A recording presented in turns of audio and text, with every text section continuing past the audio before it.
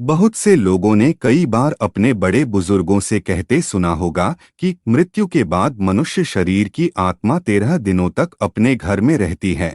और यह भी सुना होगा कि मृत्यु के बाद उसकी आत्मा 24 घंटे के बाद वापस घर ही आ जाती है। मगर ऐसा क्यों होता है, इस बारे में क्या किसी ने सोचा है?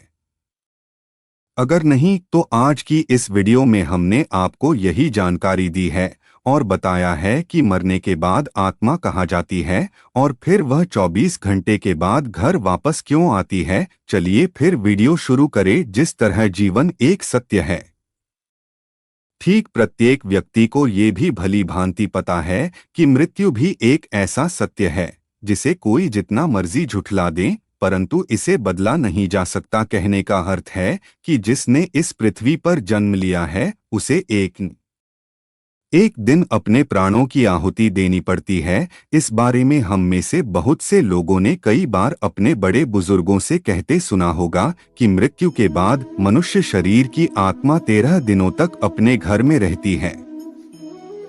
मगर ऐसा क्यों, इस बारे में क्या किसी ने सोचा है?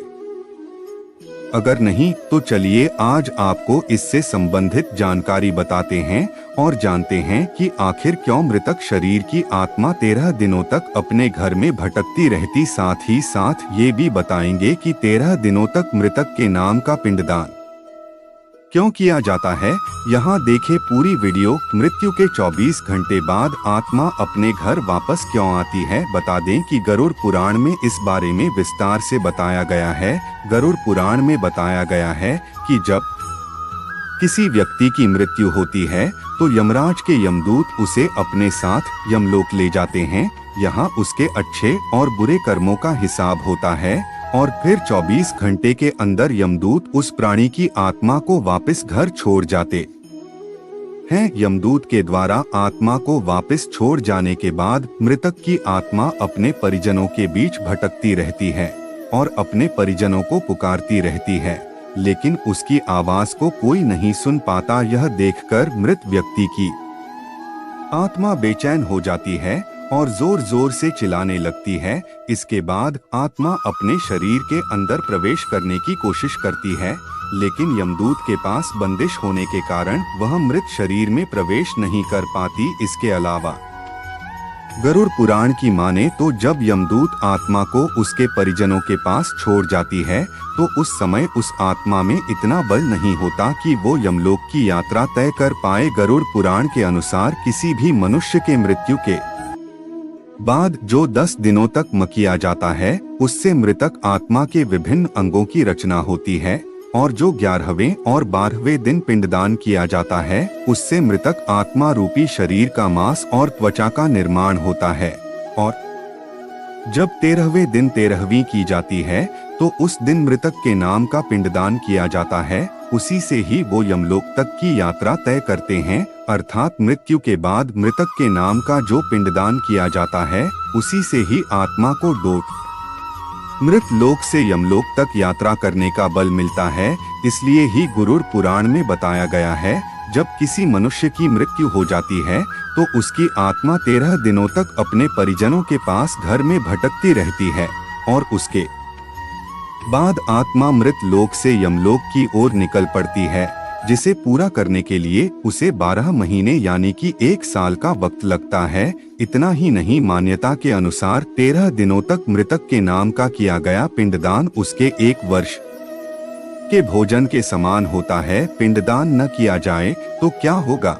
इसके अलावा बता दें, अक्सर लोगों के मन में ये सवाल भी जरूर आता है कि अगर किसी मृत व्यक्ति के नाम का पिंडदान नहीं किया गया तो क्या होता है। तो मित्रों, आपको बता दें कि इसका भी वर्णन गरुड़ पुराण में किया गया है।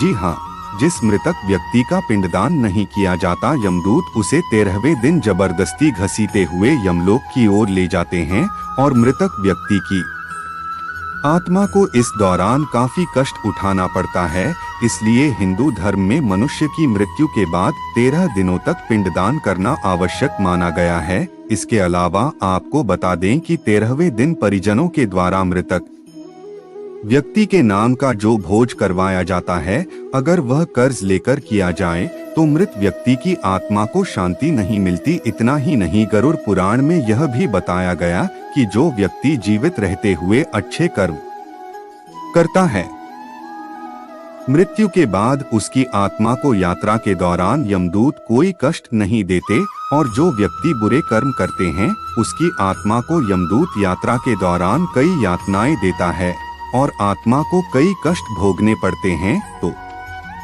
मित्रों, उम्मीद करते हैं आपको हमारी आज की ये वीडियो पसंद आई होगी। यदि हाँ तो नीचे कमेंट करके जरूर बताएं, और ऐसी ही और भी आध्यात्मिक और धार्मिक जानकारी के लिए हमारे YouTube चैनल शुभ सनातन ज्ञान 09 को लाइक करें, सब्सक्राइब करें और फेसबुक पर देखने वाले लाइक करें हमारा फेसबुक पेज। आज के लिए बस इतना ही, इजाजत दें।